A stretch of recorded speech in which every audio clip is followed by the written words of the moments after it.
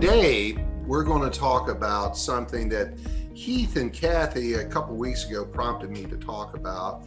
And it actually just worked out because it was the natural progression of where we were going. We're going to talk about a sales pipeline and the importance of a pipeline, how to be able to manage your pipeline, how to design your pipeline.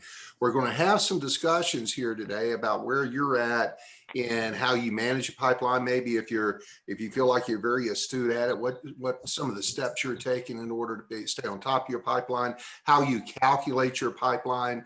But in the end, I'm hoping in an hour and a half or so, you guys have some newfound information on what a pipeline is, how to design your pipeline, how to manage your pipeline, and most importantly, how your pipeline will make you more money. And if you're making more money, RM Coco is making more money, which is at the end of the day what we're all here to do. So with that, I'm going to get things started. Let me kick off the discussion. Heath, when I talk about a sales pipeline, what does that mean to you? How have you interpreted pipelines in the past? Well, pipeline outside of our industry would be losing my train of thought here. Projects or large quotes or orders or things that you're working on that you're constantly putting in your pipeline, and you're moving it through from the early stages down through to closing the deal. And so there's different stages of that pipeline. For us, our pipeline, since we don't go and negotiate contracts, our pipeline would be the number of new accounts that we're opening up, the onboarding process of those new accounts, and getting those new accounts ramped up to being productive customers. Okay. And thank you for sharing that, because I was going to get to that question in a minute anyway. And that gives me some clarity on that. But the value, what's in it for you? If you are on top of your pipeline, you really manage what's happening in this pipeline. This visibility, these calculations, the predictions that come from managing your pipeline give you a sense of comfort, predictability. You can't take a trip without a map, and that's really what a pipeline provides you is a direction to follow with the mile markers in between of how close you're getting to your destination. And I got to tell you, managing a pipeline, understanding and managing a sales pipeline is one of those vital behaviors that I see in 100% of the time in top performers. They know what's going on in their business. They know their business. They know their customers. They know what's going at the beginning of the pipe, so that they know what's going to come out at the end of the pipe. So let me explain a little bit further what in this discussion what a sales pipeline is. It's like I say, it's a trip.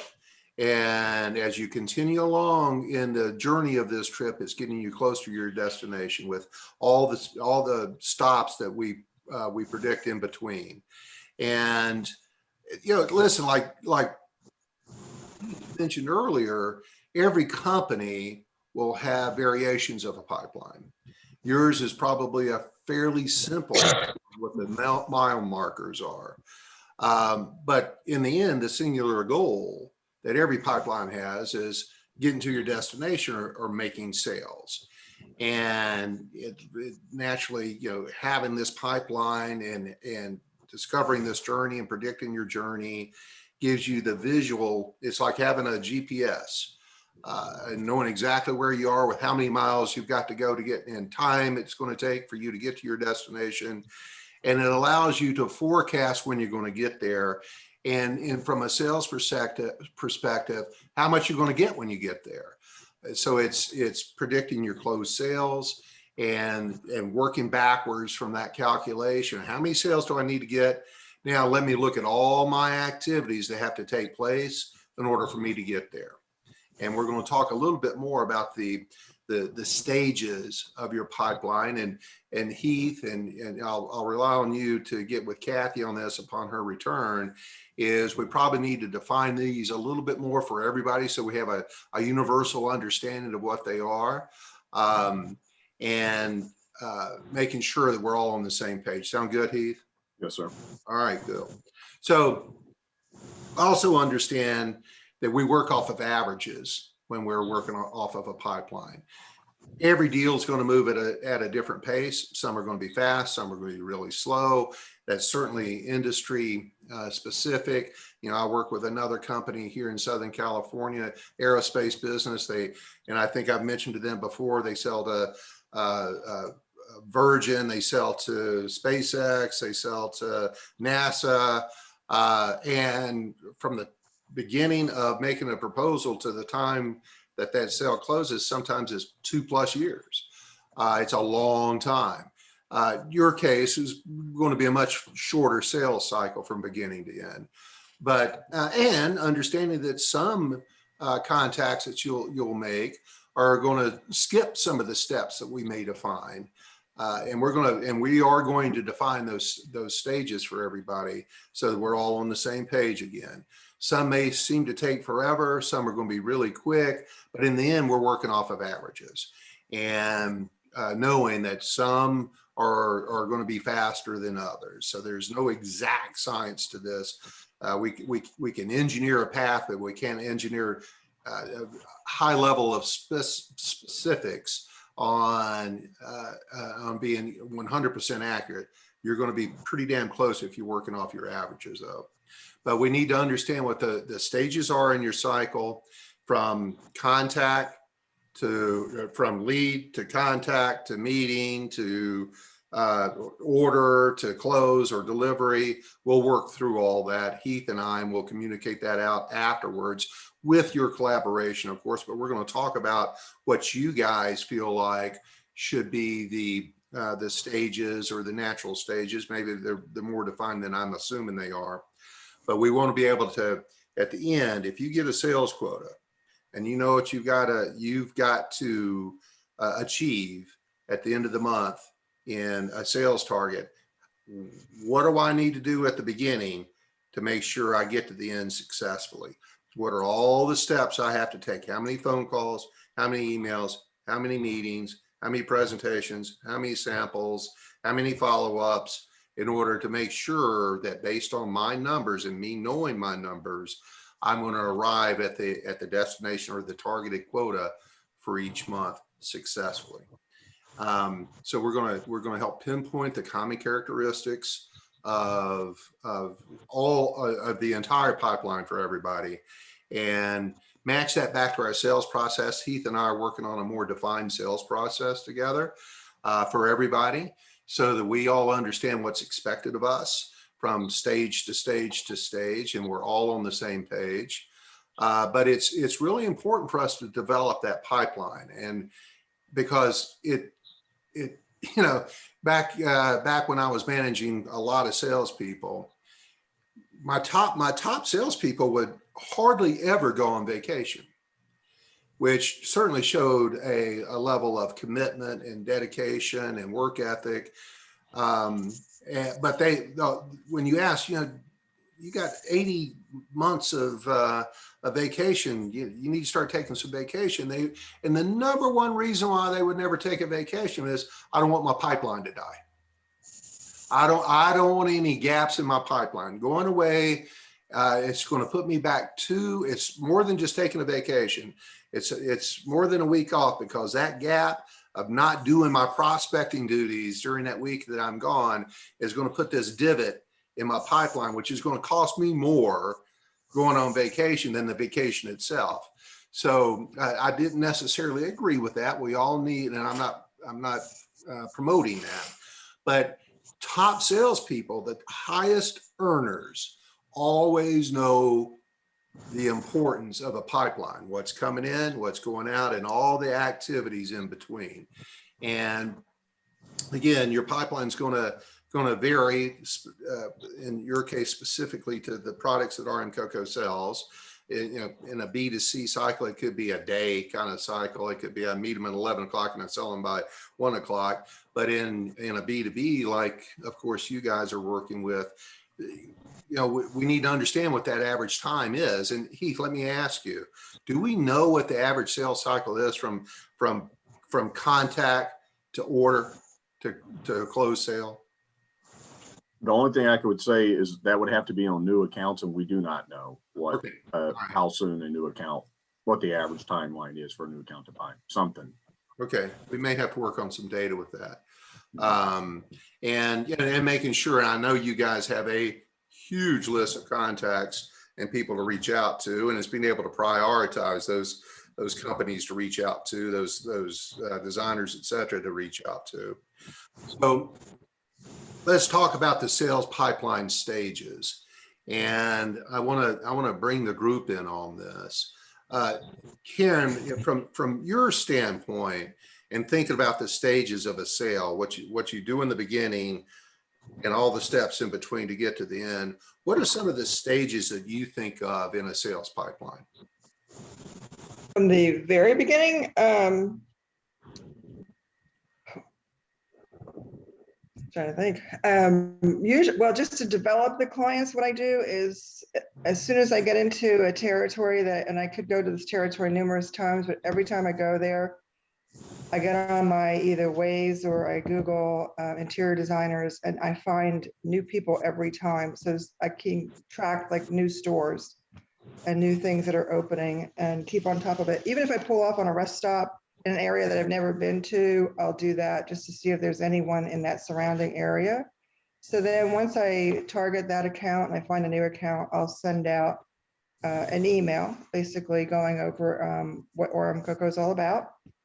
And then I follow up with that email with another email or a phone call and telling them next time I'm in town, I'd like to set up an appointment. And then that's usually what I do.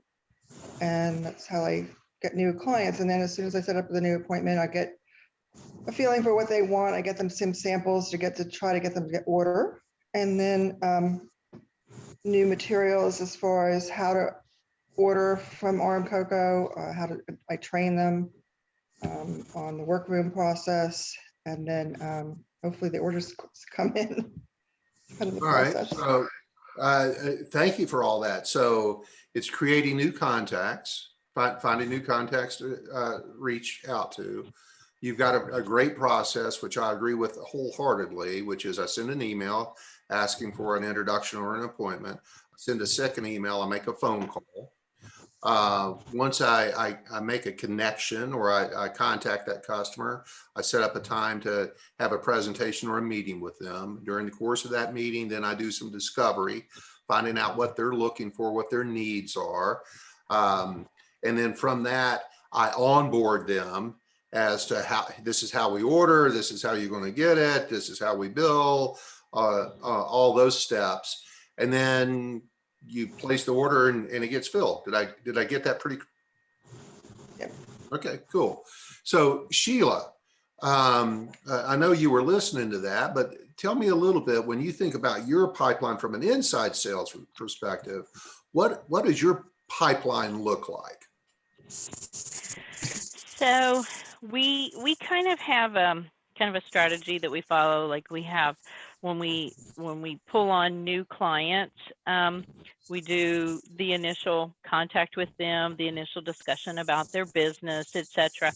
But we have these follow-ups that we schedule into our gold mine, which you're doing like the 1 month to the 2 months and etc. And then we kind of have scheduled follow-ups, and so we kind of follow that along. But depending on the customer, it's always tweaked. If you have someone that like say once you do the discovery with them and find out what their business is, maybe they need a Zoom call just specifically on our panel program, for instance. So we may do a training just on panel program because that's where they're going to hit our business. And then we kind of lightly touch other things, and then just kind of go from there as far as like Karen was saying, getting them what samples they need based on what their needs are, and just doing the follow through with their first order, maybe walk them through their first order, do the follow-up from that, and then just kind of go from there. Okay. And thank you for all that. I want a little more clarification. You talked about your schedule follow-ups, the 1 month, 2 month follow-ups. Mm-hmm. What happens before that? Is there an email that goes out? Is there a phone call that goes out? Yeah. What is the vehicle that we follow? So yeah, I mean, it kind of depends too on if it's a prospect that we've been working and bringing in, or say it's maybe someone that has just inquired on our website, and then our account relations or customer service may feed it over to us and say, hey, we got an inquiry from someone. So just depending on where it started, if it's someone that we've been prospecting, we may have already had 4 or 5 conversations with them before they make an account. So we may kind of already know about their business and what they do ahead of time, but sometimes it's a newer client, say they inquired from the website and we know nothing. So then we're kind of starting from scratch. We get information back from Rebecca as far as their account number and how they're set up and things like that. And then the initial is a phone call. That's where we start. Number 1 is a phone call. Okay. And then, that's followed with other emails and things like that. But All right. And from the perspective of existing accounts, Mitzi, what is your process for following up and keeping the flow and conversation going with people who have already ordered from you that you are already existing accounts with Orange Coco? Well, we have a list of like 20 to 25 target accounts a month that are, who are actively ordering. They've been customers, or they could be new customers too, but they are definitely actively ordering a good bit. So I touch base with them at least once a month. Usually it's more than that. And I send out like every day when we get our order confirmations. And I see that, whether it be a $1,000 order, a $4,000 order, whatever it is, I will send them a thank you email just saying thank you for your order. We truly appreciate it. Is there anything else I can help you with to go further with that? And give them a phone call just to see how they're doing and establish that relationship. And that seems to really, having that one-on-one contact and just that relationship status, most definitely. And I do a lot for social media too, so that helps me tremendously with Instagram. I'll send them a message through Instagram if I see something they post and they've used our Artem Cocoa fabric on a job, and I'll comment on their picture and post and everything. So just building that up because it's building their business while it's building mine. So. Very good. Very, very complete. Thank you for that, Mitzi.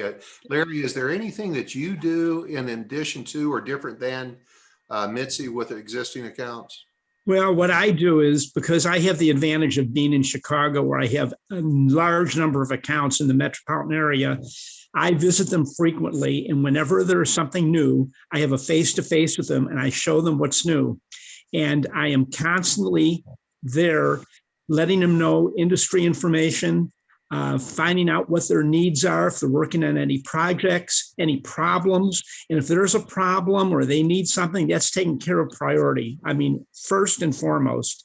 And so my face-to-face meetings, I can see between 6 and 8 people a day because of the proximity of the accounts in Chicago. And so I have an advantage of putting myself in front of them, showing them the new products, showing them what is selling, educating them as to our workroom and the hardware that is meaningful and the trim that's important and what other people are doing. People always like to know what other people are doing. How are we doing compared to the other companies? How is business out there? And I'm very forthcoming. I'm very honest, and I let them know what is happening. So I give my customers education and knowledge and information that is critical, and they look to me for that information, being that I've been in the business for years, and I kind of know everything that they need to ask about. So it works for me. Yeah, so yeah, they view you as a resource, and that's great. Thanks for all that, Larry. Great stuff. And Kat, when you think about existing accounts from an inside sales standpoint, what is your steps or pipeline deal stages that you're staying in touch with them? A lot of mine are actually, I'm finding a lot of mine are more unique. I've actually come across a customer that does absolutely no fabric business at all in the summer. She moves to like lawn care. So it kind of depends on who I'm talking to for the most part.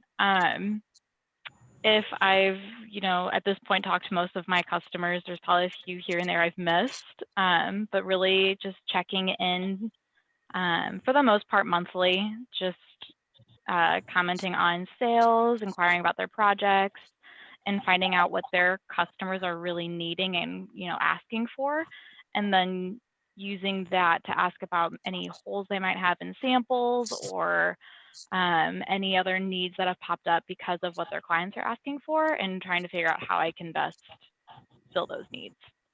Yeah, and do you have, thank you for that, Kat.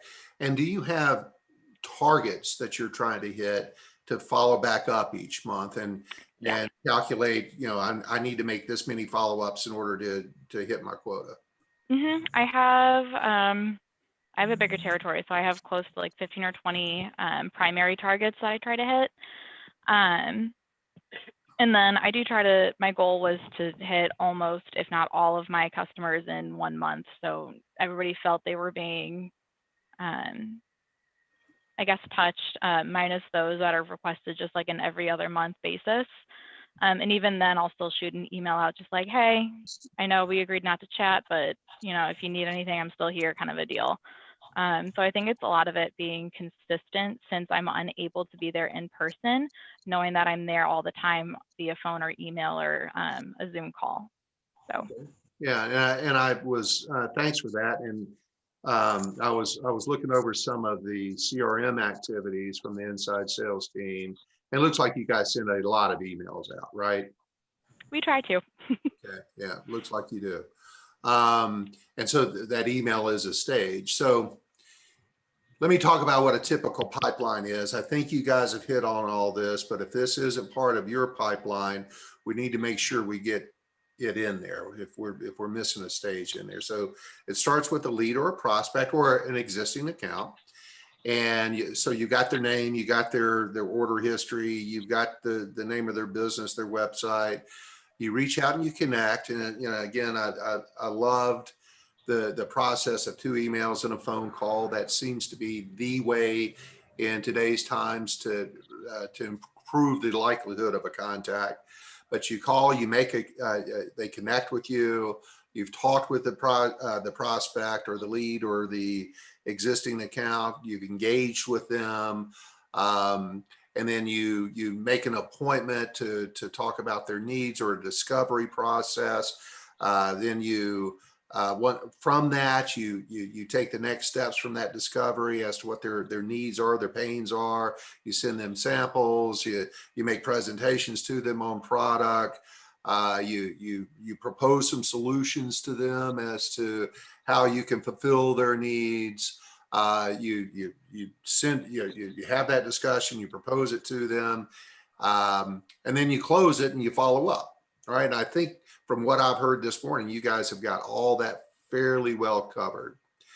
So, and understand that you guys, there's some complexity. There's from the broad aspect of how many different fabrics and offerings you guys have, and the colors and that sort of thing that's changing all the time. So you've got a fairly complex product that's changing all the time. There's something new on a very regular basis. So but your pipeline stages and the timelines will vary based on the complexity of the product. I think you guys have enough going on that it allows you for a frequency of contact. It's like Larry mentioned earlier, is let me talk about the new stuff that's going on. But the important part, the single biggest part of what we all have to understand and be able to report on is, how big does my pipeline have to be for me to hit my quota? What are the numbers? And at what stages do I need to have in the way of numbers? How many do I have to be contacting? How many do I have to have in presentations and meetings, et cetera, to win the number of either new accounts or orders, reorders at the end of the month? And it's doing that calculation, knowing the math. So for example, if I have to create 200 deals in a year divided by the months in the year, that means I need to do 17 per month. I need to create 17 orders per month. And in order to get those 17 orders working back, I've got to make 800 proposals or samples or some kind of, I've got to give them product information 800 times, which is going to create 320 meetings. I'll need 320 meetings to get that done. But in order to get to the end, to those 17 deals per month, I've got to make 30,000 phone calls, which is 30 calls a day times 1,000 working hours. And I divide that by the month and by the week. That's the simple calculation. And if you're not, we've got to work on that with each person on this call today, and the entire team that's maybe absent from the call today, is how many calls, how many meetings, how many samples or proposals will create how many deals per month do I need to get? And then I got to work backwards from there, understanding what some of my metrics have been. And if you don't understand your metrics and how they move from stage to stage, which your averages are, and doing the math, if I made 30,000 phone calls and I'm only getting X number of deals, it's not always more phone calls. Maybe it's more meetings. I need to work on getting more meetings. I need to get more samples. I need to do more follow-up, whatever that deal stage is. It's not always just make more phone calls. In fact, rarely is it making more phone calls, but sometimes it is. Sometimes your phone volume is so low that you're never going to get, unless you're exceptionally good at the stages in between, you're never going to get to where you want to be in the way of achieving a quota unless the right ingredients are along the way. It's like baking a cake. I've got to know how much flour to put in, how much sugar to put in, how much chocolate to put in, how long to keep it in the oven. And in the end, I'm going to get a perfect cake out of it. This is your recipe to a successful sale.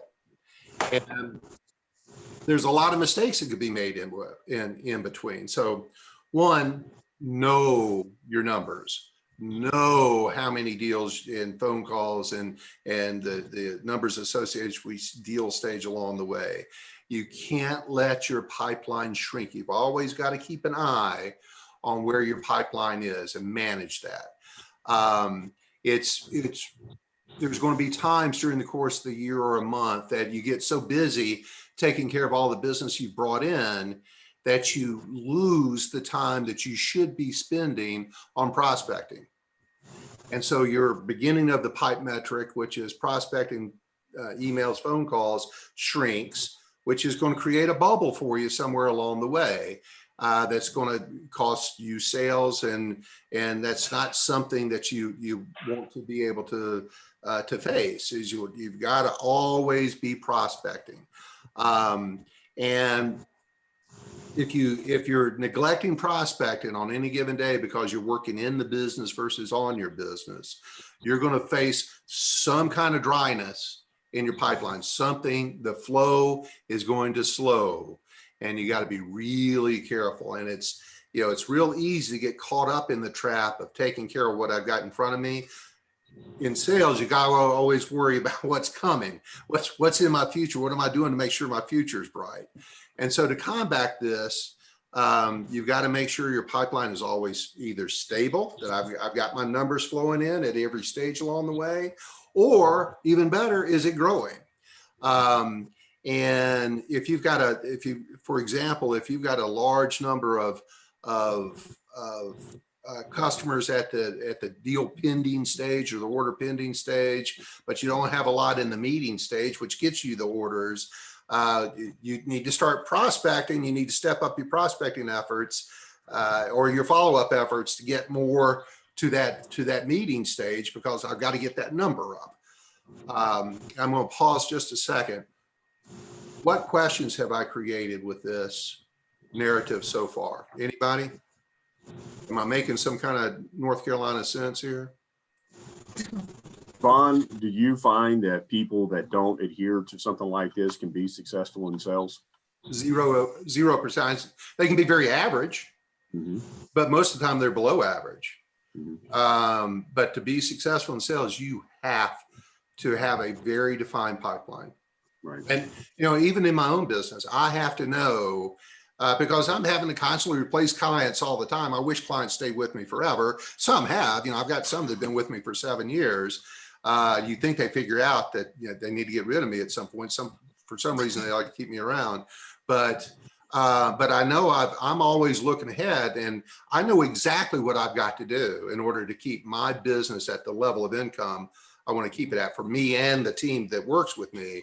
With that, from a marketing effort, from a prospecting effort, from a social media effort, there's the concentric marketing approach to everything, or not concentric, but integrated marketing approach that goes with everything. And then more importantly, how many webinars do I have to have? How many people do I need to get to those webinars? What type of people do I need at those webinars? How many, and then setting the time aside after those webinars to follow up and schedule meetings and get to know them. The same thing that you guys go through, but in a different format. But I know exactly what my activities have to be every single month. Or, I'm going to have a month where I'm going to say, honey, we can't buy groceries. She doesn't like that. Vaughn, I'd like to say something as well.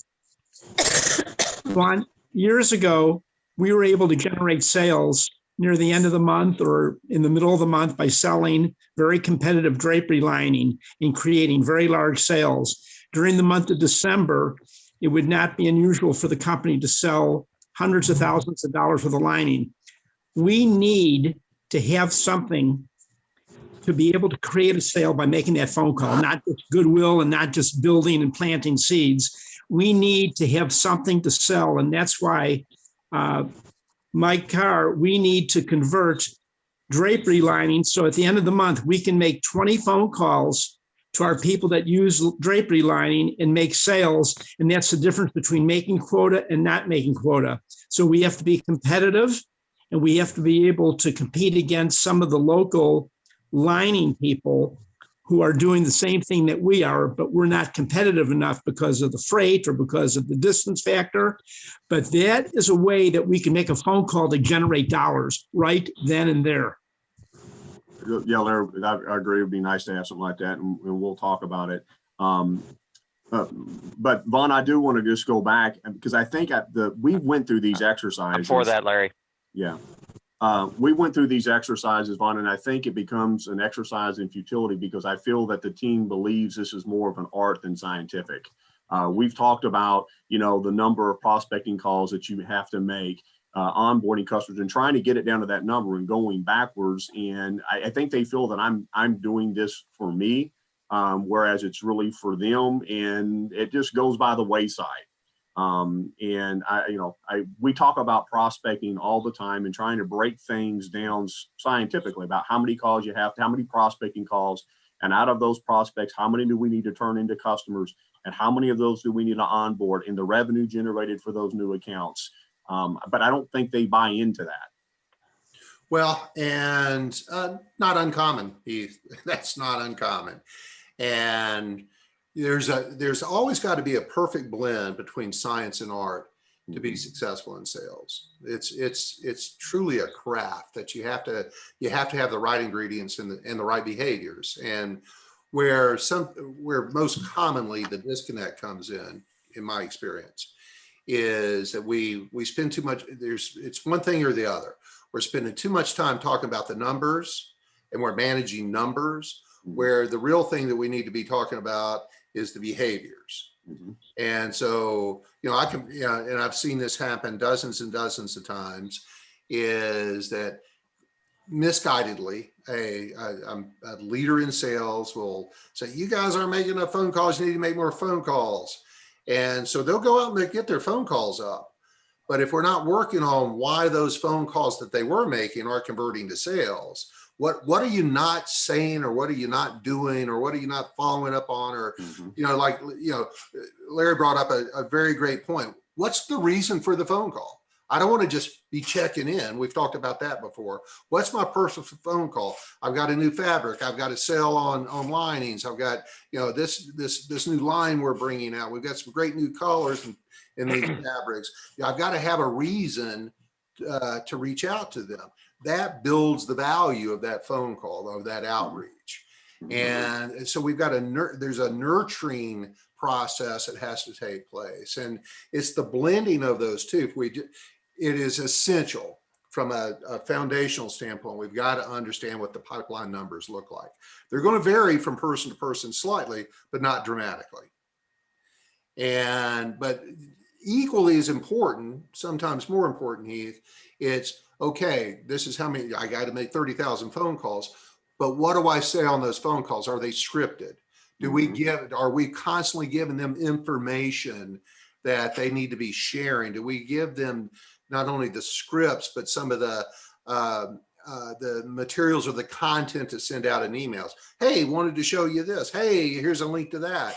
Are we really nurturing our prospects and existing customers in a way that is compelling and building value so that they are more likely to speak to us? And then once they speak to us, what's our presentation process? Are we following the discovery? Are we asking the right questions? Very often, many people think they're asking the right questions that are exactly the wrong questions, or they're asking questions, but at the wrong time. The right question at the wrong time is the wrong question. And so we've got to understand that art, that's the art part of it. And if I combine perfectly, or even pretty closely, that science or the numerical part of it with the art part of it, which is how I'm presenting myself, how I'm presenting the product, am I following the stages of the sales process at the right order, spending enough time with the right people, qualifying the right people, having the right discovery, asking the right questions, closing the deals properly, then I've got a high performing sales team. Vaughn, one of the things that I do after I make either a physical presentation in person or a phone call is I ask myself, what did I accomplish? Great question. Yeah, and I do that a little different, Larry, and I agree with you. I always want to debrief myself is what did I gain from that? What was my achievement? But secondly, more importantly, before I call anybody, I stop and I think about, okay, what are we going to talk about? What's the purpose of this phone call? What's the theme of this phone call? I've got to have a reason. And I have to start the day knowing how many of those phone calls I need to make. I got to have a plan. And if I don't start with a plan and I don't have some kind of narrative that goes along with that plan, I'm just spraying and praying. And that's not very beneficial to anybody. Right, Larry? Absolutely. So good discussion, Heath. Thank you for asking that. I know you have a purpose behind that, but we'll work through that as we work forward on the sales process. Okay. Mike, any comments on it from your perspective? Yeah. What's gone through my mind when you talk about pipeline for RM Cocoa, I think there's two pipelines that I can recognize in my mind. One is the stage of bringing a prospect to a customer, to an account, okay? And the second part of it is once you get an account, it's planting the seeds, planting samples with them, okay? Giving them tools, okay, that they can use, at least as far as fabric goes, and then getting them to purchase from those tools. We give so many free tools out there. So that's a pipeline. You are planting so many seeds, but you need to harvest those seeds. And Heath, we've spent a lot of time on what we call ROSI reports, return on sample investment, that gives utilization of sample books. And for the newer people, did you know that for all the sample books we put out in the marketplace, we probably almost 90% of the sample books never generate one sale out of that book. Are you surprised by that? Yeah. Anybody? Yeah. I'm kind of surprised, right? You give them all these books, but you don't even generate one sale. So to me, those are all seeds out there. You know, that's your pipeline of all these books. And I just look at these customers going, wow, that customer has gotten 30 free fan decks and not placed any books, or not placed any orders. How can that be? That's my pipeline. We've invested all that time and money setting up that account and then putting all those samples out in the marketplace, and then we don't generate anything off them. So certainly it's conversations about, what is it about the samples that we've sent you? Are you not going to those?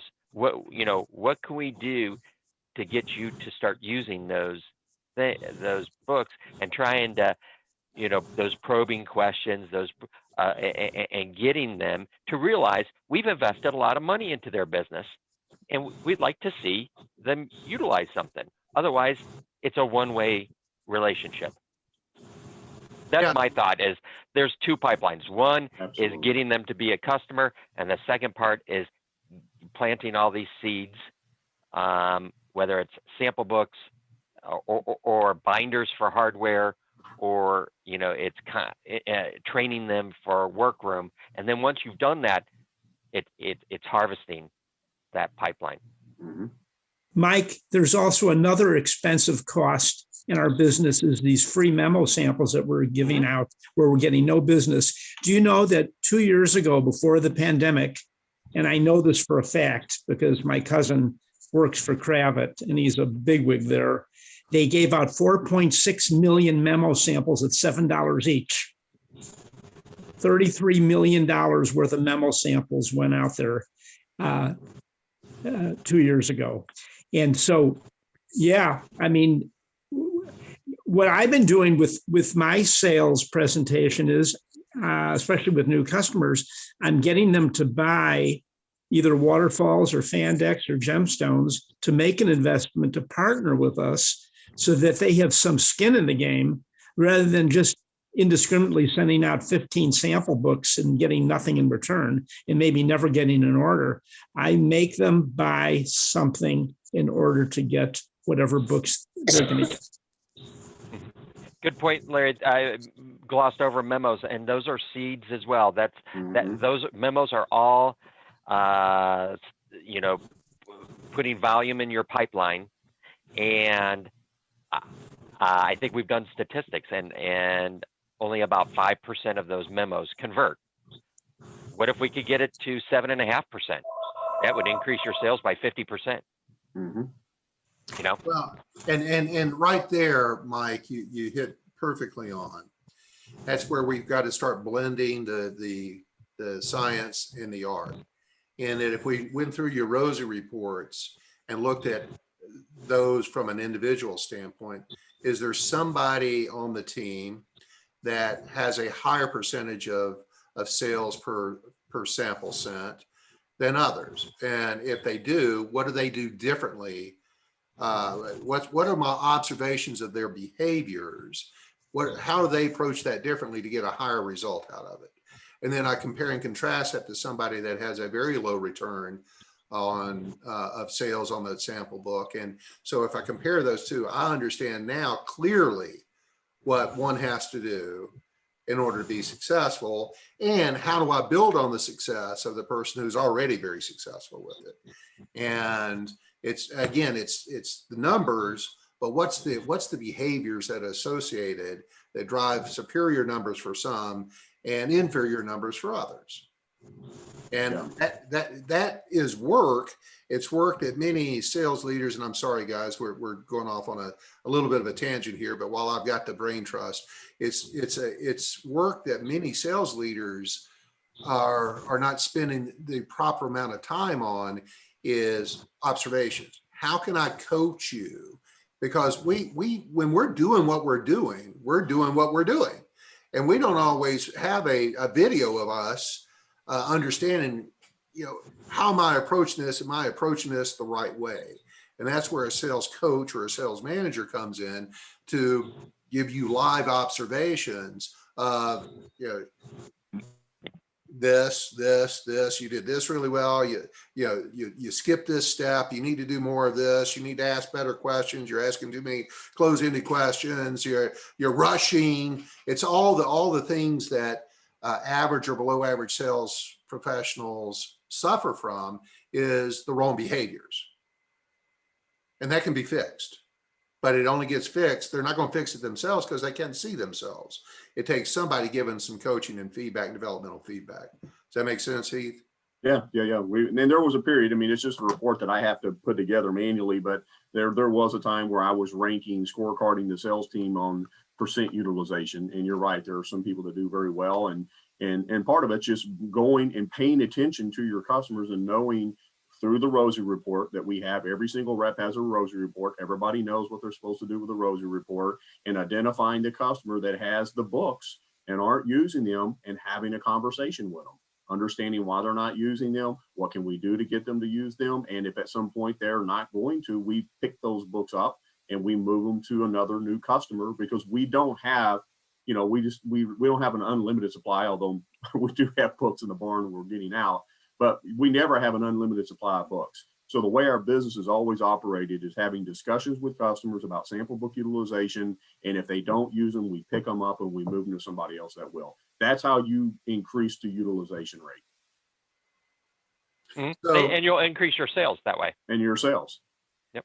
Yeah, it sounds like a natural byproduct. But in the end, I'm going to say this, I think the same thing for the 15th time, but in a slightly different way. And back to your original question, Heath, the numbers, that data is there to give you an indication of where you're being successful or not successful. Mm-hmm. All it is say, look here, mm-hmm. right? I can't manage that number. I've got to manage the behavior. That's right. Right. And the number is an indicator of either a very strong positive behavior or one that needs improvement. And you can't just focus on the numbers. The numbers are there to indicate where in the process something is wrong. Think of it as a factory, right? And if I'm not getting as much out of the pipeline, the colonial pipeline as I should be getting, where is the flow getting slowed down between Canada and Pennsylvania, right? And so I need to go back up my pipeline and figure out where the impediment to the flow is. And their data tells them exactly where that impediment is. Where is the flow slowing down? Do I need more in the front end? Are we not pumping enough? Or is there something broken along the way that's limiting the amount of oil that's flowing through that pipeline once it reaches Pennsylvania? And I may have butchered where the colonial pipeline goes, but that's the issue. Mm-hmm. Agreed. So don't write me any dirty emails. I don't know where the colonial pipeline goes. So anyway, great discussion. Thank you for bearing with us on all that. Here's another mistake that you got to make sure that, and this is so easy to do, is losing leads. We're so busy. Listen, you guys have no limit on the number of leads and prospects that you have in your database.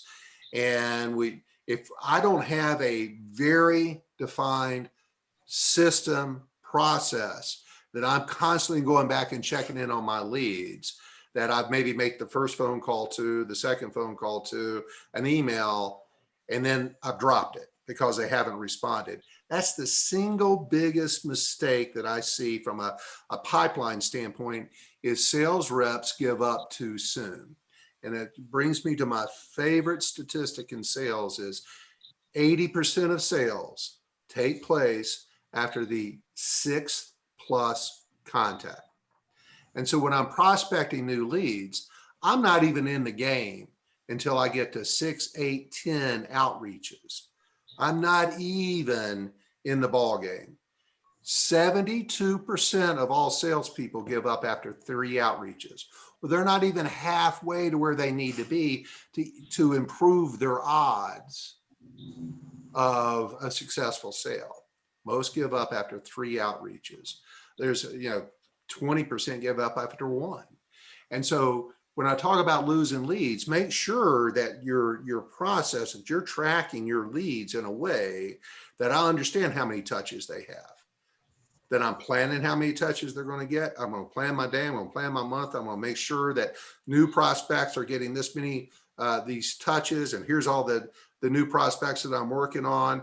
And until they get to 10 or 20 outreaches, and I think that's 10 emails and 10 phone calls. Once you get to 20, that's pretty much a no from them. I move on. We're going to talk about that in a minute. But until I'm there, I'm not fulfilling I'm not filling the pipeline the way I could be or should be.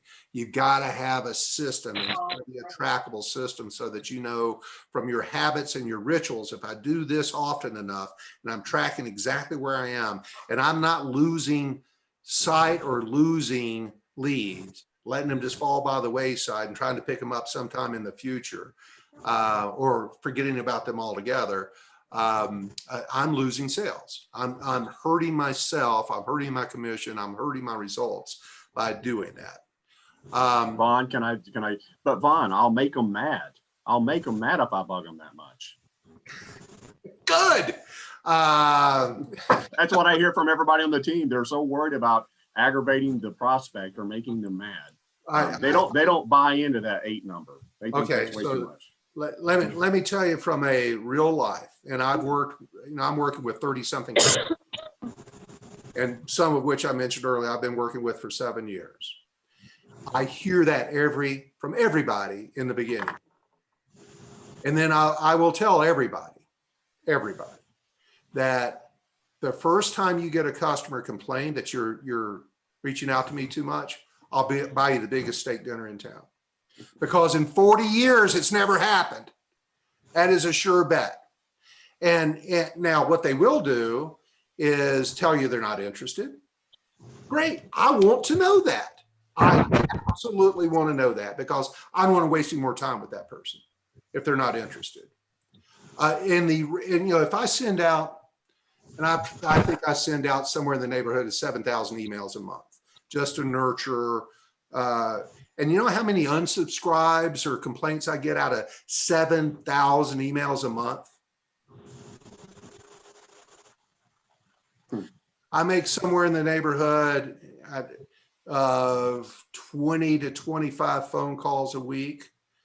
So yeah, you know how many complaints I've gotten from making that many phone calls? Me personally, any of the sales reps I've worked with, none, 0. And I've never bought a steak dinner, Heath. I've never bought a steak dinner, because they will just either ignore you. You're honestly not going to make anybody mad. Here's the neuroscience behind that, Heath.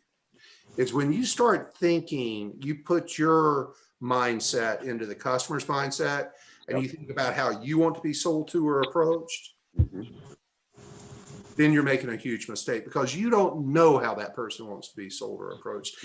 And they're leaving out the concept of need or urgency. And let's just think about those phone calls or emails as a TV commercial. How many times you've been watching a TV show and you've seen the same commercial 4 to 5 times in 30 minutes or an hour? There's not a person here that hasn't seen that happen. Now, these are the biggest advertisers on the planet.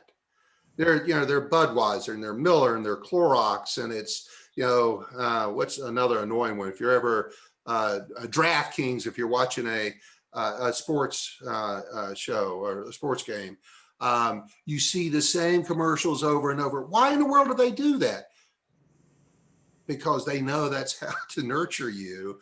Because if they're not constantly branding, putting their brand in your brain, you're not going to find them in the store. When you go shopping, you're going to forget about that brand. And so think less about the concept of outreach as a sales attempt. It's as much a branding attempt as it is a sales attempt. It's awareness. I just want you to know I exist, because if I'm not constantly in your email box, if I'm not constantly reaching out to you and showing that I'm interested in doing business to you, a limited number of times, I'm not saying this is infinite. If I'm not doing that, they're going to forget about me. And the day is going to come that they need what I sell. And they're going to say, oh, what was that guy's name?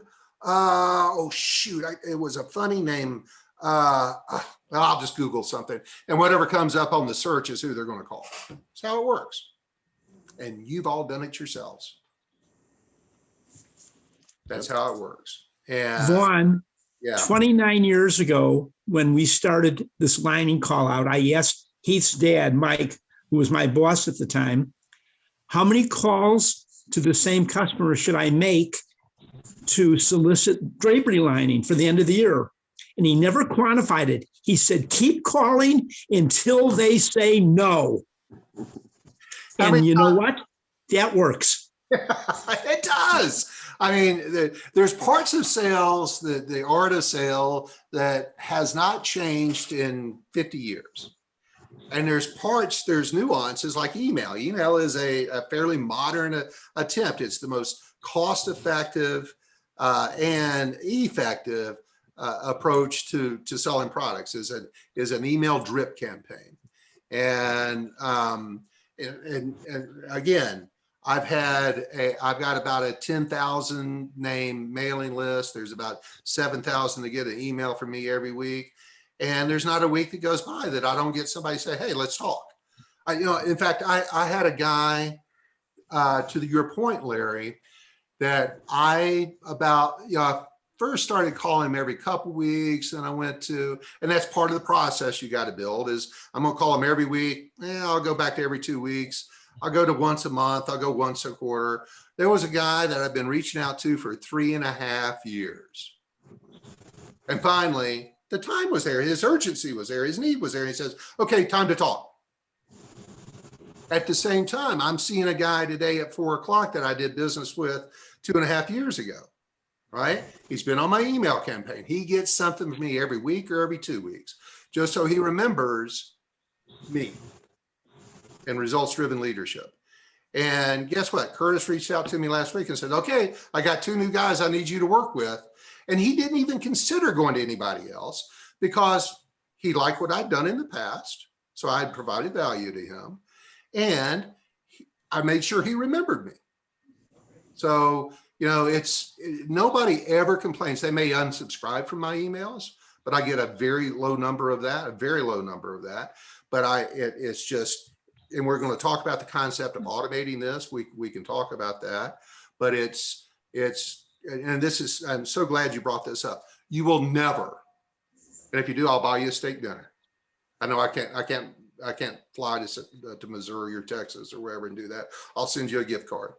That when you have a customer that complains that you followed up with them too much, it's on me, because it's a unicorn. It just is so rare, if ever. And again, in 40 years, it's never happened. I'm waiting on it to happen because everybody fears it.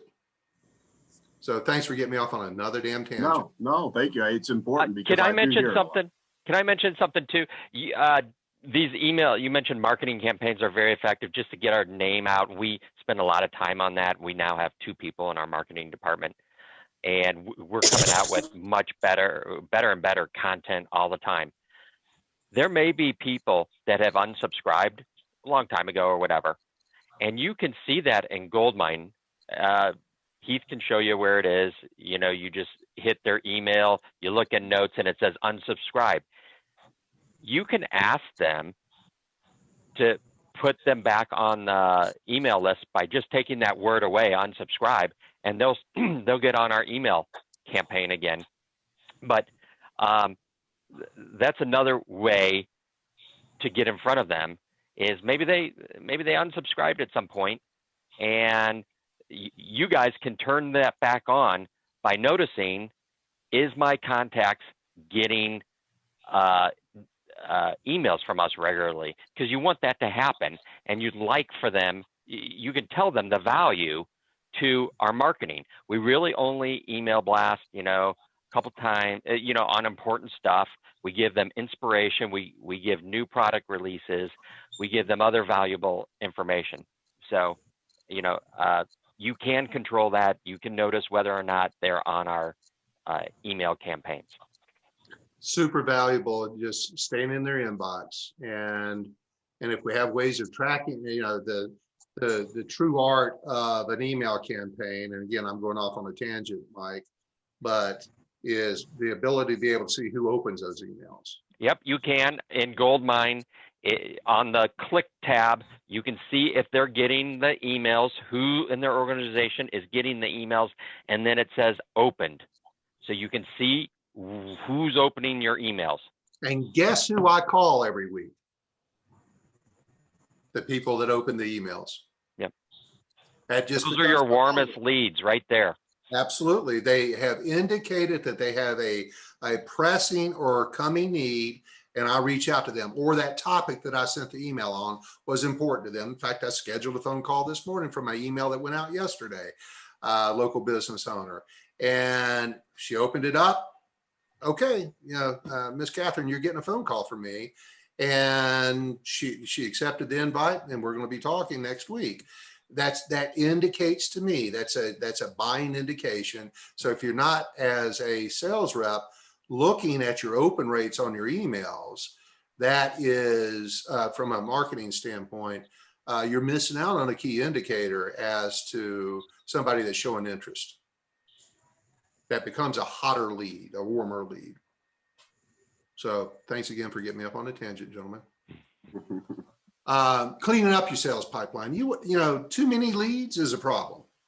And you've got to make sure that once people have gone through the process of your 20 or so follow-ups, that you're putting them off onto a drip campaign, that they're not on your activity list. Put them on a nurturing campaign so that they're just getting an RM Coco email on a regular basis. But don't, hope is not a plan.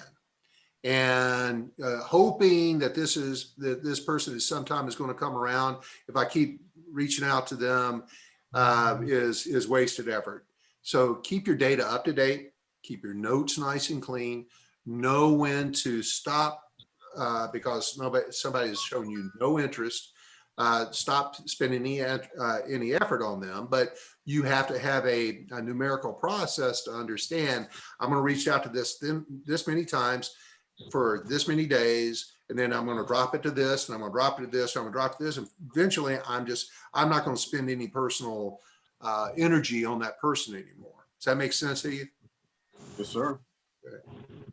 And then you got to know your metrics. You've got to understand your metrics in the pipeline. What is our average deal size, Heath? Oh, Lord.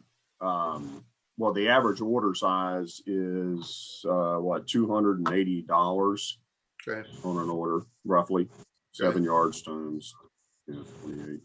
So that's important for everybody to be able to calculate off of, is $280 average order. And so I need to be generating X number of orders per month.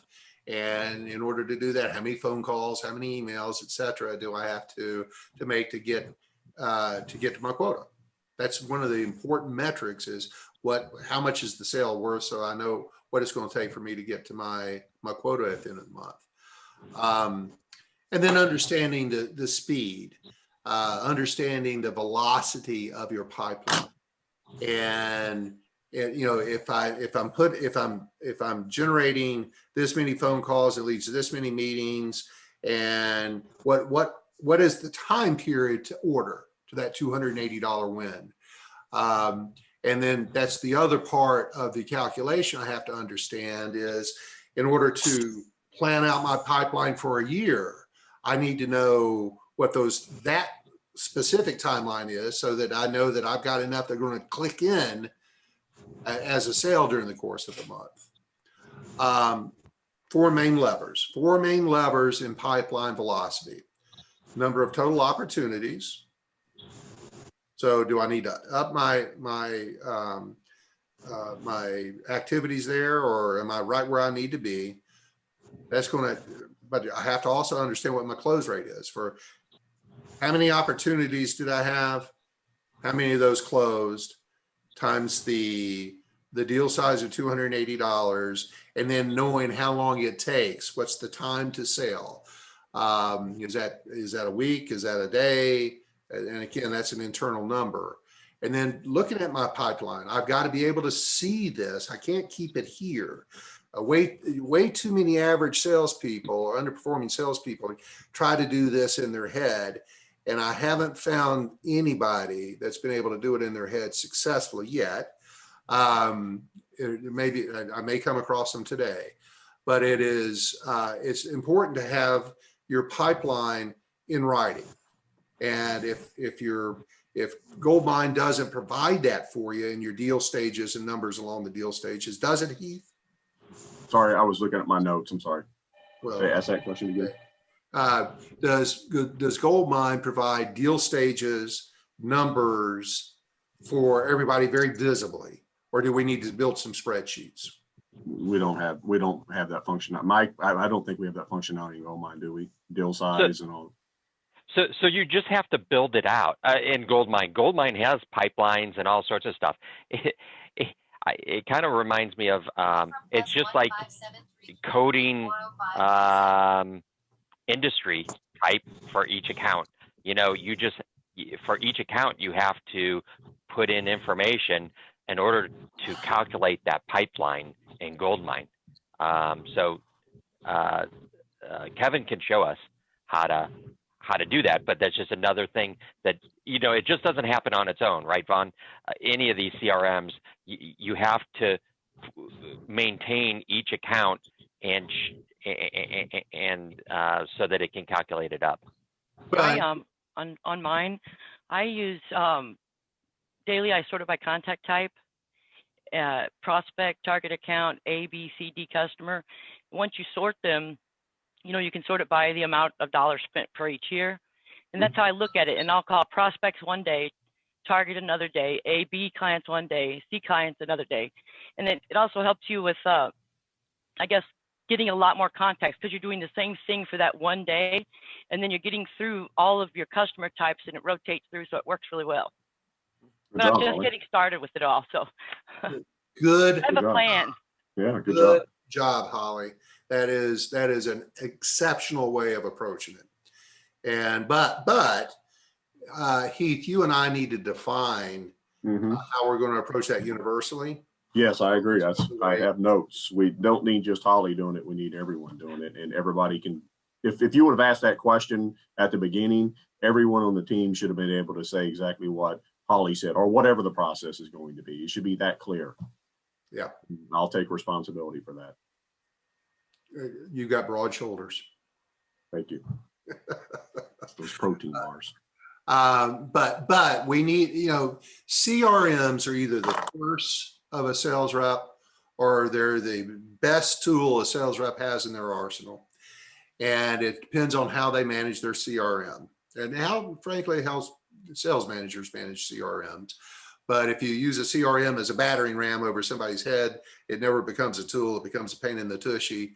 But like Holly is using the CRM as the tool they're designed, they're a sales tool. And if you're utilizing the pipeline ability that almost every CRM produces, we know how to build it properly, and we'll build it universally, Heath, so that we're all on the same page and be able to have visibility to these numbers. Then we've launched ourselves to a new era of predictability and be able to manage our own business at a level that it has maybe been a little vague in the past. And you know, here's a few quick questions we've got to ask ourselves in regards to our pipelines. Is the person I'm speaking to the decision maker? That's always one of the key ones. Do I have the right contact at that company? And am I focusing my efforts on the right person? And what risks are out there right now that either to my business or the industry or the economy that I need to make sure that I'm prepared to mitigate? what are my competitors doing? That's something that very often companies and sales reps, they're clueless as to what their competitors are doing. And that's really important to know, because I need to, like when we did product knowledge earlier last year, I need to know what their strengths are. I know what their opportunities are, but I also need to know what their marketing campaigns are. What are they promoting? What are they, because they're going after the same clientele that you are. What are they saying that may be better than what we're saying? And I need to be aware of that. I need to communicate that. But also, what are they not saying that I can say that I should be saying, that is something that I've discovered that my clientele, my prospects, my existing customers are interested in hearing about. So how do I compare to the competition from a sales standpoint and a product standpoint? Understanding what. Hey, Vaughn, I think that's really important to know your competitors. Sometimes it seems like we're so obsessed about our competitors, or maybe I just hear that because you guys want to convey that to me. But sometimes it seems like we're so obsessed with our competitors and feel like they give so much that we can almost tell the value proposition better of our competitors than we can do for ourselves. And you guys, we have a great value proposition. So don't fake yourself out of your mind that we don't have a great value proposition ourselves. Be prepared to counterbalance that their value proposition with our value proposition, because we got a lot of great things going on here. Well, and Mike, let me dwell on that just a minute, because it's a great point. I want my competitors to be sharp, and I want to be able to be as sharp as them. But I'll never be as sharp as them unless I know what's going on. So that's great that people are paying attention to it. But very often in sales, we're looking for a silver bullet. And until you're doing the foundational steps that we're talking about today, having a process, managing my pipeline, the proper behaviors about increasing success rates and that sort of thing, using sales training and building my arsenal of tools and sharpening my saw. Until we're doing all that, we can't talk about any silver bullets. You got to block and tackle. You've got to be doing the foundational elements very well before you start talking about anything else, because we could give away the world. We could cut our prices by 20%, 50%, 80%. If we're not doing that part right, will we get some increase in sales? Yeah, but we'll never get a sustainable increase in sales. We've got to have the foundational elements in place to be successful ourselves in the art of selling. Right, Mike? Mm-hmm. Yep. Definitely pay attention to competitors. I like to hear the input of what's going on out in the field, but don't get overwhelmed that they have all the answers. And we can compete, and we've got a great value proposition. Amen. I believe you do. So just in case you didn't have the deal stages, I've got this slide in here because HubSpot is a CRM that I use a lot, introduce to my clients a lot. Everybody loves it. They've got a great deal stage report that's in there. We need to be able to do that with Goldmine, because it's really important for us to be all having access to that. So now I want to talk about 7 daily habits. 7 daily habits that will help you keep your pipeline full. No duh, always be prospecting. I've always got to be sending emails, making phone calls, following up, and trying to generate opportunities for myself.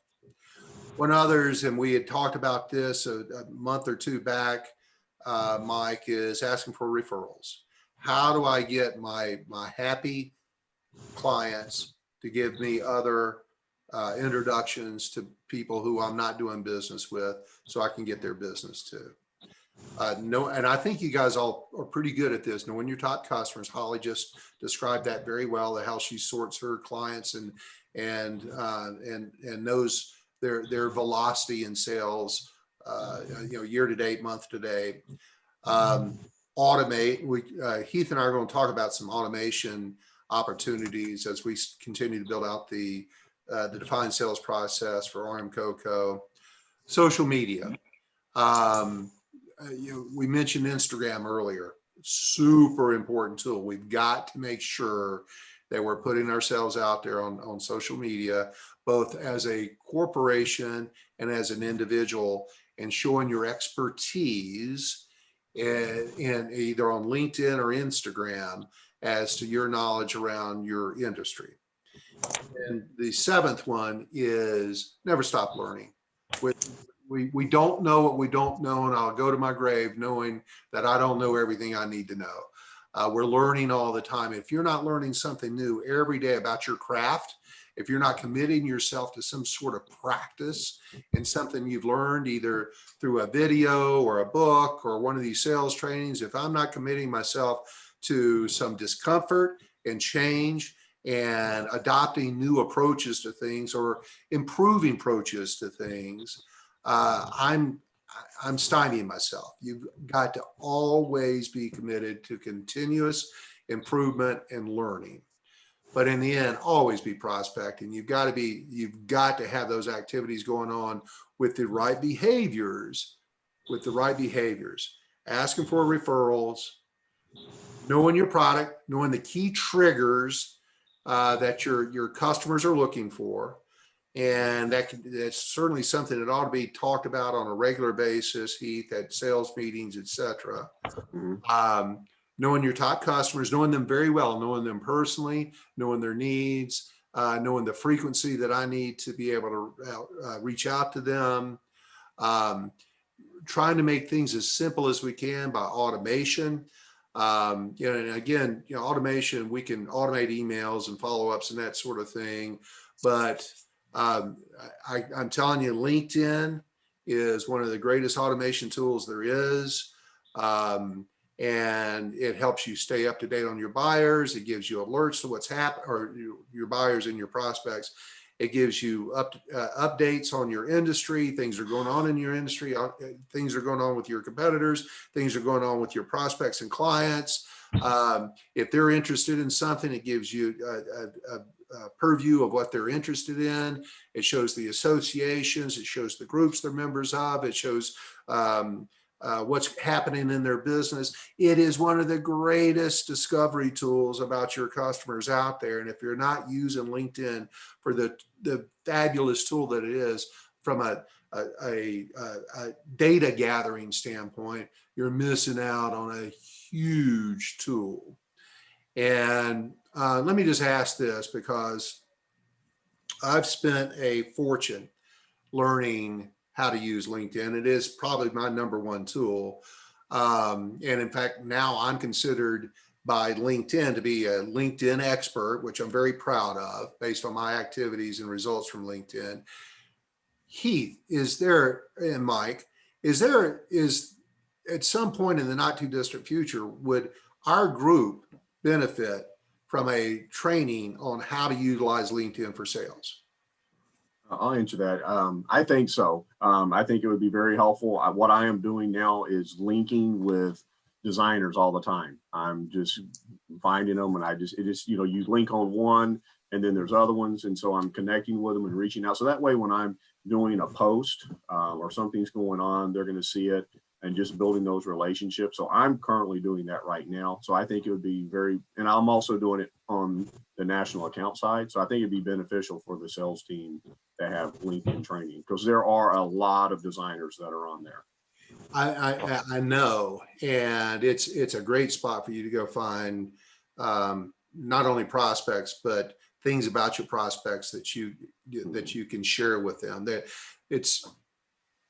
There's a level of preparation that we talked about in prospecting, and there's a lot of people here that didn't go through the prospecting training. But before you make a phone call, you should always do a quick search on LinkedIn about the person that you're about to call, and just see if they've posted something, if something's changed in their lives. Do a little bit of research, 30 seconds worth of research before you call them, so that you can mention that in case they did.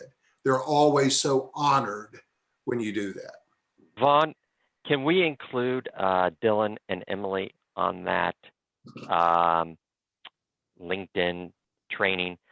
because we've talked about LinkedIn, and I think there's a feeling that designers don't use LinkedIn that much, or not, is not as big of a social media tool as Instagram, Facebook, Pinterest. And I think everyone has pretty much a LinkedIn account, and you can find a lot of, interior designers through LinkedIn. So I'd like to include them as the tool, and because we could be posting over there, but we haven't really been posting. I think we should be posting probably company news. I don't know if we product introductions, whether we post those, but I think we need to talk to the marketing team about LinkedIn and figure out whether or not we should spend time, how much time we should spend posting. Sure, absolutely. And Mitzi was shaking her head during the course. Mitzi, was that an agreement or disagreement on LinkedIn? What were you saying there? Designers just don't use LinkedIn as much as they would social media, like for an Instagram or Facebook and that kind of thing. I've not been on LinkedIn 2 years probably. I don't even know if my stuff is updated on there. So Mitzi, but I'm definitely up for options on that. So I mean, so I didn't even know anybody was using that. So yeah, so that's what I've heard, Vaughn. That's the counter argument to this. yeah, Maybe it's sort of regional, because Heath posts stuff about RM Cocoa on LinkedIn all the time, and I see it because it pops up on my feed. And I know there are other designers here in St. Louis that I'm friends with that do a weekly post or a monthly post, and I see theirs pop up too. So it could be sort of regional. Who knows? I've seen them on there where, like, if they're a member of a board, or they're more than just the designer, that they carry other certificates. They put that out there because they want to. I know those are the people we want to know. So. Right? I just want to comment on that too, because I think that what I see is that designers or decorators or whatever with retail stores post a lot on Instagram because they're posting, the projects that they finished or their product in their store. But what I see, because I've been a member of LinkedIn for a long time, is that the more like architectural people or design firms are on LinkedIn, the more professional. I don't know what we would call them professional, but they're a different category of interior designers. The bigger firms. Yeah, and then you have the hospitality people that do a lot of work, but their tendency is to be on LinkedIn, and decorators and designers with retail shops tend to be on Instagram, in my opinion. Yeah, Karen, I think you. I agree with that, Karen. Say that again, Lindsay. I stepped on you. Go ahead. No, I agree with Karen on that. I mean, even though I haven't been on, and that's one reason, I guess, like the last time I had been on LinkedIn, it was architectural firms and that kind of thing. And those have not been my biggest customers. They don't do, my designers and decorators are the ones doing everyday sales versus architectural firms. So it definitely, it's just two different entities, it kind of feels like. Yeah, and so I think you're both 100% right on this. However, I want to get everybody to think about LinkedIn as a very different social media tool than Instagram. Instagram is more of a personal. I think, Karen, you said that very well. It's showing my customers, the public, the B2C, what's going on in my life. That's how they market themselves. LinkedIn is about being a business owner. That's their business. And it's business about learning about business. It's learning about their industry. It's the groups they're members of, their associations, and the activity that's going on from a business standpoint, not a sales standpoint. And there's in the purpose of LinkedIn knowledge is one, awareness. I want to build awareness, and that I'm an expert in my field. That's a way to do that, because very often they will search you before they'll talk to you and want to find out a little bit about you and your background. But more importantly, it just gives me some information on that client, that prospect, before I call them. And I'll bet you, I'm not going to do it right now, but if Heath were to go to LinkedIn Navigator right now and go to the filter and type in interior design firms, he'd get 3 million hits. There'd be 3 million leads on there. If we narrowed it down to Missouri, or we narrowed it down to Colorado, or we narrowed it down to Texas, it would certainly bring the number way down. But it gives me a name of somebody to talk to. It gives me their education. It gives me the association they're members of. It gives me who they used to work with, where they're from, some of their personal interests. That's what you use LinkedIn for. Mhm. It's not liking and sharing and posting so much as it's an information source. That's from a sales perspective, what LinkedIn brings. Now, I also find that and Heath, we got to talk about this, is from a prospecting standpoint, I need to email, I need to call. We might add in, I need to connect to them on LinkedIn. I need to connect to them on Instagram as part of my prospecting activities. Because I can tell you there's certain people that I've interacted with that they're phone call people. Some are text people. That's the only way they'll communicate with me. Some are email people. There's a lot that are LinkedIn people. They'd much rather communicate to me through LinkedIn than send me an email. It's just easier for them. That's their method. I don't know which one it is, and it's not the same for everybody. But if I'm not hitting on all those methods, I'm losing out on potential opportunities. That's the purpose of LinkedIn. It's generally a gateway into getting to know them and be able to establish some kind of relationship with them. Agreed, Karen? Okay. So one thing I would like to say on the LinkedIn, I mean, I think that the content, if you're going to do it on a corporate side and have the Dylan or whoever doing it, managing the LinkedIn account, I think I would target it differently than I would target like an Instagram account. Like I wouldn't be putting like floral chintzes or whatever on LinkedIn. You know, we have a lot of product that would cross over to hospitality and commercial work. And I think that marketing that on LinkedIn would go well, because I always look at LinkedIn because I find really interesting architectural information, like what's going on in the building world or what new trends or whatever. But I don't see a lot of residential information on there. So we have a lot of product that could cross over to commercial. So I would focus on that. Yeah, I think it's a little different. It's not as many posts. It's more about the company. Like when we come out with a forest drapery line, that's a good company thing. Yeah. When we come out with various different things, telling more about the company expertise and not every inspiration type of thing. Right. well, and you can even consider each time you sign a new account, a new customer, is posting that, hey, welcome, Acme Decorating as our newest client at RM Coco. And if they're seeing, somebody's regularly posting all these new clients that are signing up, that gives you that social proof that to others that, hey, all these other people are doing it. Maybe I should pay more attention to RM Coco as well from a business perspective. Right, so we do have an RM Coco LinkedIn page and that we manage. We're just not very active on it right now because we haven't really figured out what the angle is, what the value yet is, and maybe Vaughn, you can help us understand that through the training. And one thing I was just thinking that would be good to post on there is the fact that we're going to be at High Point. We do. Yeah, High we Point. do. Yeah, we did with Showtime, and we're going to do the same thing. Actually, I even did a Calendarly on there so they could schedule appointments. So yeah, good Yeah. idea. Good I get idea. a lot of people asking me that. Well, and okay, here's another little tangent. I'll try to keep it under 60 seconds. Are you talking about going to a show? So, And and it's a live show or a virtual show? Trade show, live trade show. High Point. Hallelujah. And, I'm from that part of the world. I know High Point very well. Used to be furniture capital of the world.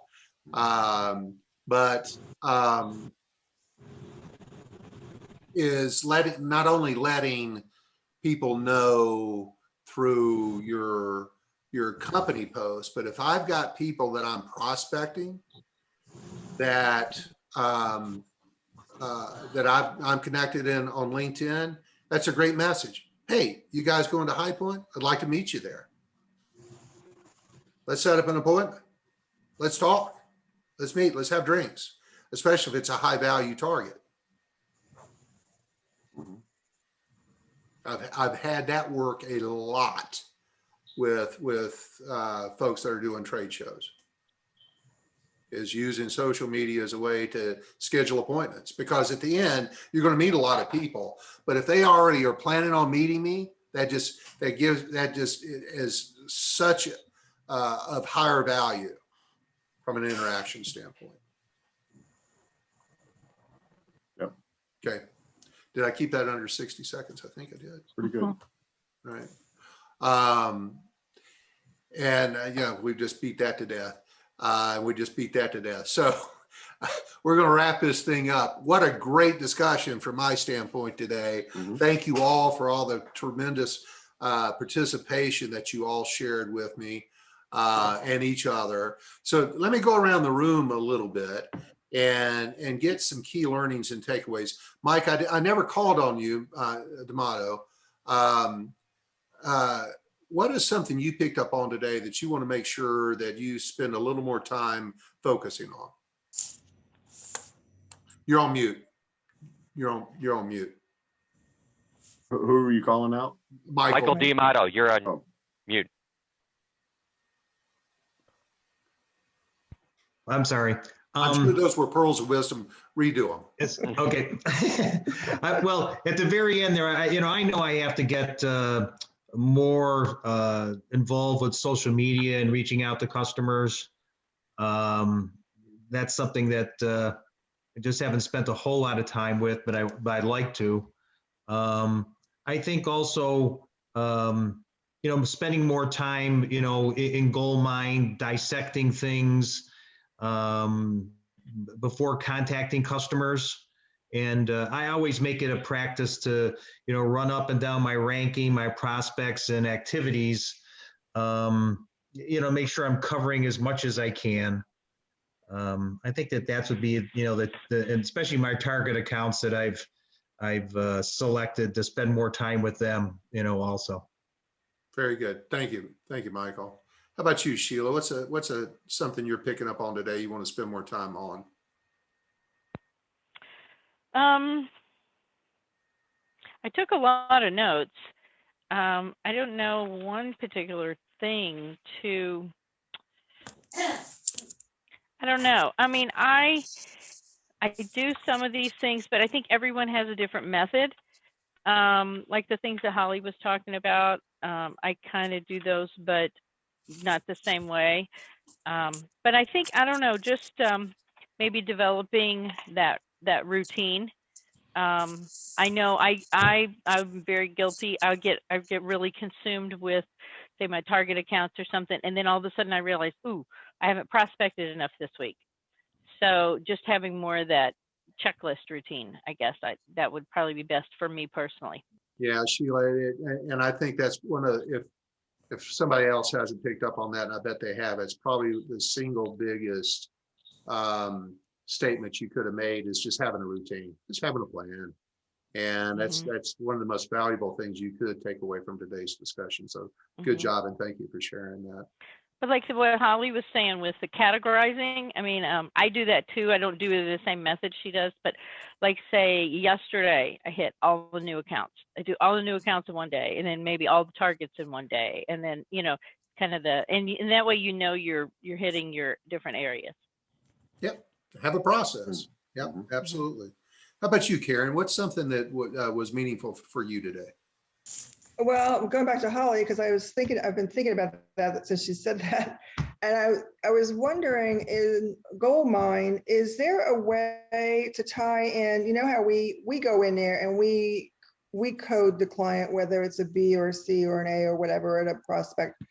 Is there a way to have that change automatically based on sales volume. So in other words, like if a client is a C and it hits a certain volume, it automatically changes, and then we have a list of volume that the client, and a list of progress for a client, basically trying to track the progress in You don't an have to easy change way. it. I went through and sorted mine that way, and because like I have Ds that have become targets now just because they didn't spend money before, there's potential there. So I want to focus because I looked at the website and looked at what could possibly be. So even though they haven't spent that much in sales, I've manually moved them to a target account because that's what I'm going to focus on because they're buildable. Right. So being able to manually do it, but I sorted them all at first individually. It's very hard to do that if you have to go through every client's sales and then go back and change the B and the C and the whatever, and then to keep track of it. I mean, I just was thinking if there's an easy way to automatically do it, track it, and change it. So Vaughn, seen it. so the question, Vaughn, should we, I mean, there is a guideline that I provided in the sales training manual, what an A account is, what a B account, what a C account. Should we make that automated, or is that something we should have the sales reps do based upon their insight into that account, not just do it solely based on a number? Because they could be a customer that is buying one fabric from one book, that's all they'll ever do. And yeah, they're $5,000, but are they really an A account? Well, and so I'm going to answer that in a couple different ways. There's a school that says, yeah, the less I keep a sales professional screwing around with the CRM and having to do administrative work themselves, the better. The more I can automate stuff in there, awesome. But there's another school that says, from a kinesthetic standpoint, the fact that I have to change that brings awareness to me that I physically had to do it. And now I'm going to remember that better. But there's actually a third thing that Karen didn't bring up, but she prompted me to bring it up. So thank you for that, Karen. I need to know, I need to have a goal. If I've got X number of B clients, what's my plan to get them to an A? If I have a certain number of C clients, what's my plan to get them to a B? And if I'm constantly looking at my different classifications of clients and trying to upsell them or putting some extra effort into them in some form or fashion to improve the number of orders, either from a velocity standpoint or a dollar standpoint on a regular basis, I've got a plan.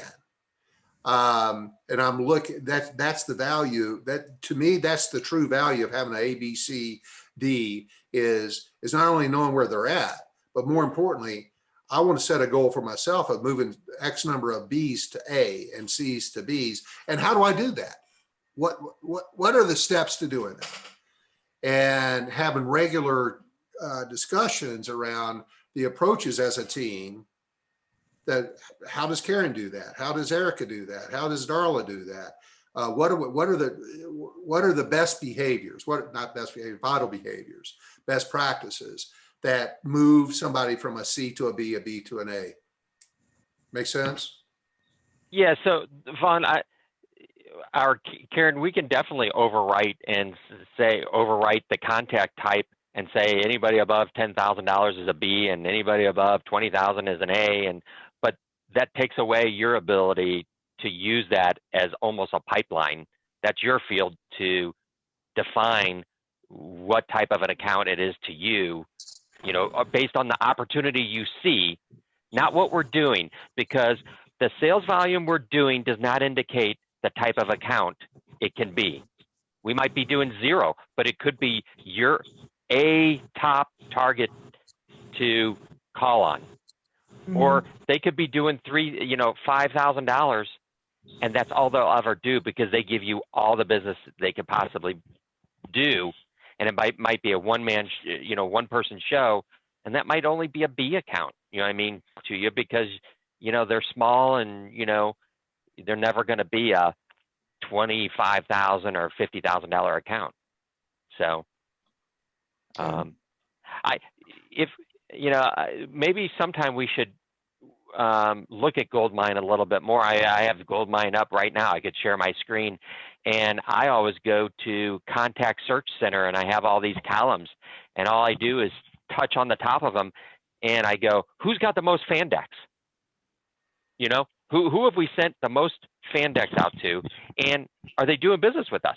That's a lot of resources we've sent out. Or who's the one sending out the most amount of memos to? And why is there zeros all across their sales? I mean, we're sending so many resources. Why are they having us send so many emails or memos out to them and not generating any sales? I mean, I don't know. I think those are just opportunities to talk to them because they have resources to turn into sales.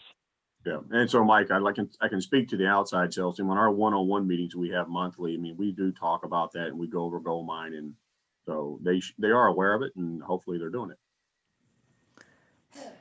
You know, Vaughn, you don't have to look any further than the coach of a NFL football team who's carrying his game plan notes. He has a goal to win the game, and how's he going to get to that goal? All the different plays, the pass, the run, you know, and in order to be successful in sales, you have to plan your day. What's your goal? What do you want to accomplish today? And how are you going to do it? So you got to be prepared. You got to implement what needs to be done. And then you have to evaluate what you accomplished by what your plan was for the day. So basically, what I got from the takeaway is never stop learning, be prepared, know what your goal is, so that in order to keep the destination, you're being successful along the way. I always like that allegory about the train ride, you know, enjoy the scenery along the way, because the destination is, you know, the end of your life. Okay. Accomplish what you want to do to get to that goal. And the goal is to make a sale and be successful and hit the quota. And Larry, very wise words, and thank you so much for saying that. And that is the essence of what we're talking about today. Is if I can devise a successful process or the steps to the sale, and I know what quantities I have to put into every step, what those efforts have got to come out to from an outcome standpoint, then I know what I need to do every day. I am very educated and prepared. So wise words, and thanks for sharing that. Erica, what is a takeaway from you today, young lady? All right. The big takeaway for me was ask for referrals. It's such a simple thing, and I'm not even going to lie, I don't do it often enough. And so for my key accounts, I'm definitely going to start doing it. It's such a simple thing, and it's so easy to do. I don't do it often enough. So going forward, I'm going to start definitely asking my top accounts for referrals. Good for you. That's a great takeaway. Thanks for sharing that. Kat, what about you? Definitely the referrals is a big one, because it's something that in sales I get I'm aware that that's a thing, but it's something that when I'm on the phone, it never crosses my mind. So I need to put like a little Post-it note in the corner. It's like, ask about referrals. But a big one is just like, I guess on a high level, I've been aware of the whole pipeline structure, but I've never really thought about like making an outline structure that I follow with every call or with every account. And so just kind of making one of those and really kind of sticking with it is huge. Just because even if I may sort of be doing it, knowing that I'm doing it, how to best do it and move forward is going to be huge. You're going to make me cry, Kat. I can go home today, guys. Can I ask you a question? Can I ask you a question and get off on a different tangent? Since we're bringing up referrals, my question is, because we're B2B, we're all newer at this, so maybe some of the outside sales can answer this. But what do you find it beneficial, and what referrals do you get? Because the customers that I talk to, they want to be exclusive with us, and they don't want other people in their area to be our customers. So who are they giving us? That's my question. Does anyone have an answer to that? Well, one of the things you can do is ask who their competition is. Referrals, I'm but sorry. Sheila, that's a good point. Is in the field. The first question a lot of times I get when I walk into an appointment is, who else close to me carries you? Yeah. Who else carries you? and- Who else in Right. my area carries you? Where's there a showroom? They want to know that whoever they're going to, if they are going to give you a referral, because I have had some recently that were like the designers didn't want to deal with drapery hardware. They want their workroom to order all their hardware. So they've referred their workroom to me. And I've gotten that account, and that's worked out great. But they're not in competition with each other. Right. They actually work together. Designers are extremely competitive. They are. And they want to carry exclusive. They may not even want anybody to know they carry RM Cocoa, but they use us all the time in our workroom and whatever. Mhm. So that is a tricky one, I think, with this business is so it's tailored so I mean every single person is different. So, having the plan is a great and I've learned a lot today, so this is great. But at the end of it, you still have to tailor it to each person and each business and find what works for them. Sample sales. I've had more designers that they order memos and they have been returning investment on it, but I have a lot of design firms that don't want books. They have their library set up with memos, and they want to do everything online. They don't want a whole room full of books and catalogs. Matter of fact, the first thing a lot of them ask sometimes is, and it depends on age, because my older designers want tactile catalogs, books, those things. Younger designers and younger design firms, boutique designers, they don't want that. They want everything online. So it's just so different. So, and so I want to address, thank you, Mitzi, for all that, by the way. Sheila, let me get back to your referral thing. Here's with 100% certainty, 100%, as sure as my big butt sitting here in front of you today, 100% certainty, I will get 0 referrals if I ask for 0 referrals. Mm-hmm. That's the math. All right. They may, to Mitzi's point, they may not be willing to, but the answer is no until I ask. And I don't know how many times I have to ask to get a yes. So if I do it regularly, or I have part of my process is, every 6 months I ask, who do you know on the South Side? Who do you know on the West Side? Who do you know in Arkansas? Who do you know someplace else? If I see that they're connected to somebody through LinkedIn, that's a mutual connection. Hey, do you really know Karen? How well do you know Karen? Would you mind saying a nice word about my service to you, because I'd like to sell something to Karen. Can I add to that too? Yep, sure. I just like with referrals, it's kind of timing, because right up front, ask for a referral. They don't know you, they don't trust you. Right. But as you build rapport with them, they want to help you then later. Hey, do you know anybody? I need some help. Do you know anybody? And after you've built that rapport, most of your contacts, it seems, would want to help you. That's true. I mean, but it's timing. And I can easily say that 50%, maybe more, of my current business today, Sheila, comes strictly from referrals. But the reason why they come from referrals is I ask for them, right? And I'm regularly asking, to Holly's point, at the right time, say, who do you know? And, or do you know? And doing an introduction for me, one way or the other. And it's, if there's an equation to referral business, that the likelihood of making a sale to a referral is somewhere north of 50% higher than a cold outreach. And so if I ask, am I going to get rejected more than I'm going to get accepted? Yeah, absolutely. I know that going in, so I expect to be rejected. But I get it often enough. I get a yes often enough that my likelihood to sell, I'm starting out 50% ahead of where I would had I reached out to that same person with a cold. So that's the beauty of it.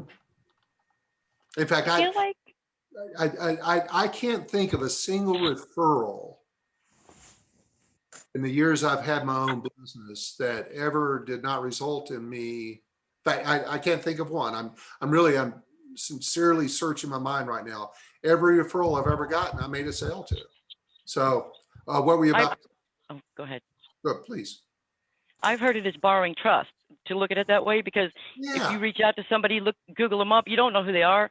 But if your mom says, hey, use this person, you're borrowing on your mom's trust. They're going to automatically love you because their mom said so. So I feel I like look a at- lot of referrals in our industry, and everyone can tell me if I'm just off my rocker, but this is kind of how my mind worked in this perspective, is a lot of it would probably work well through workrooms because they have designers coming to them. So you can ask which designers use their workroom and see if they're even customers of ours. And then also talk about, I've had quite a few customers like move into new spaces, and some of them have moved into sharing spaces. So find out if their business partner has, or their at least third, I guess, roommate per se has an account with us, or if they're joining their company or if they're their own, and kind of go from it in that perspective. Good words. Thank you. I've got another appointment coming up here in just a couple minutes, so I'm not going to get around to everybody today, and I apologize for that. But from my standpoint, I think this was a lot of fun today. A lot of great discussion. Thank you all very, very much. Heath, you and I will follow up on some of the discussion we had, if not all of the discussion we had today, next week when we talk. Mike, any parting words before we depart? No, I thought it was a great discussion on pipeline. So, Me too. yep. And just, doing the activities to fuel your pipeline. Yeah, you just got to do enough activities to build that pipeline up. And knowing what those activities are. So thank you all very, very much. I love working with you guys. Happy Memorial Day weekend. And we'll talk to you guys in a month. Keep up the good work. Thank you. Thank you. Thank you.